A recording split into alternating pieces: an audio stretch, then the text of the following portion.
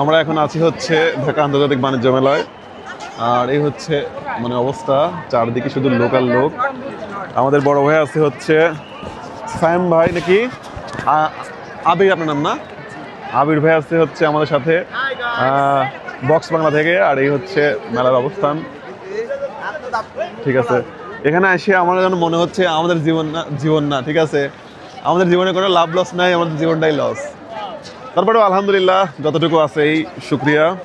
আসলে সবার আসা উচিত আমি মনে করি এখানে একবার হলেও, কারণ যে এখানে যে একটা মেলা হচ্ছে, এখানে দেশ, শুধুমাত্র দেশ না, বাংলাদেশের বাইরেও যেসব জিনিসপত্রগুলো আছে, যেমন হচ্ছে তুর্কি, পাকিস্তান, ইন্ডিয়ান, আদার্স আরও যে কান্ট্রিগুলো আছে, সব কান্ট্রিরই কিন্তু এখানে, প্রায় সব কান্ট্রিরই এখানে কিন্তু দোকান আসছে। এবং বিভিন্ন ধরনের যেসব জিনিস আমরা দেখি না, এখনও বাজারে লঞ্চ হয় নাই, সেগুলোও কিন্তু এখানে আছে।